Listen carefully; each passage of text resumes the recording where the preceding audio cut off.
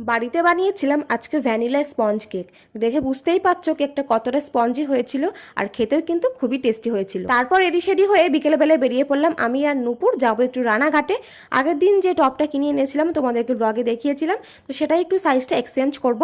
ওটা এক্সচেঞ্জ করে চলে এসেছিলাম রানাঘাটে এম বাজারে, যেটা কিনা নতুন হয়েছে, কিন্তু এখানকার কালেকশন সত্যি একদমই বাজে ছিল। ওখান থেকে বেরিয়েই চলে এসেছিলাম বিরিয়ানির দোকানে। তো নূপুর খাওয়ালো বিরিয়ানি, আর এই দোকানের বিরিয়ানি আমি আগে টেস্ট করিনি। এটা হচ্ছে রানাঘাটের হাজি বিরিয়ানি, তো দেখা যাক টেস্টটা কেমন হয়। ট্রেন থেকে নিয়েছিলাম একটা গরম দিলখুশ, যেটা কিনা আমার ভীষণই পছন্দের। একটা নিয়েছিলাম সাবান মাখার খোসা, যেটা ভালো কোয়ালিটি পাইনি, আর একটা ব্লু হেভেনের মাস্কারা। আর এই যে এই টপটা, যেটা আমি এক্সচেঞ্জ করে স্মল সাইজটা নিয়ে এসেছি। আর এই যে সেই হাজি বিরিয়ানি, এর মধ্যে ছিল একটা ডিম, একটা বিগ সাইজের আলু যেটা ভীষণই সফট ছিল, আর একটা বিগ সাইজের চিকেন।